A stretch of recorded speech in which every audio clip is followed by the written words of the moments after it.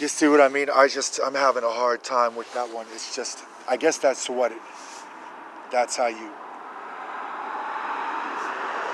organize a conversation about that subject. It's that at the crucifixion of Jesus Christ, you know, that what we were looking for was probably the story of the Good Samaritan. And that was Jesus Christ himself. And what everybody was looking for was like the story of the Good Samaritan, for instance. And I guess that you could oftentimes be looking for the story of the Good Samaritan. And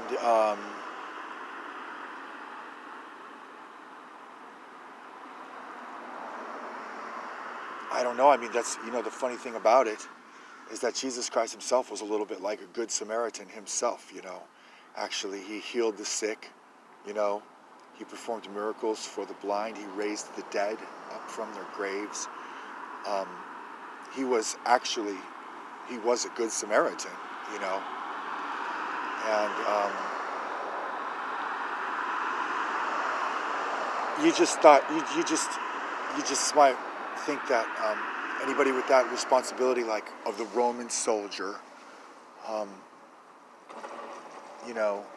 that with the story of the Good Samaritan, that Roman soldier might have just been a successful person. Like you could still become a successful person. Like almost anybody could become a successful person. Like using the story of the Good Samaritan, for instance, as long as you're like one of these average people or these normal people in this world, and then you try like the story of the Good Samaritan, well, you could probably make a difference in this world. Like if you believe in Jesus Christ and you understand the story of the Good Samaritan, you know what I mean?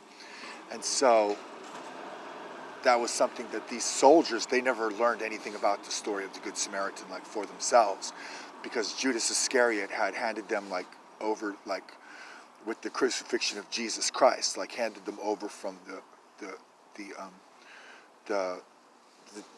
from his teachings,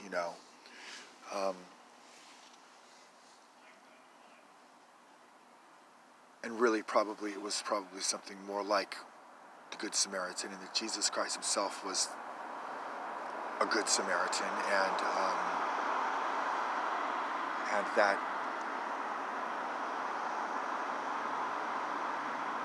we're probably, talking about the Good Samaritan sometimes more than we think we're talking about the Good Samaritan, for instance.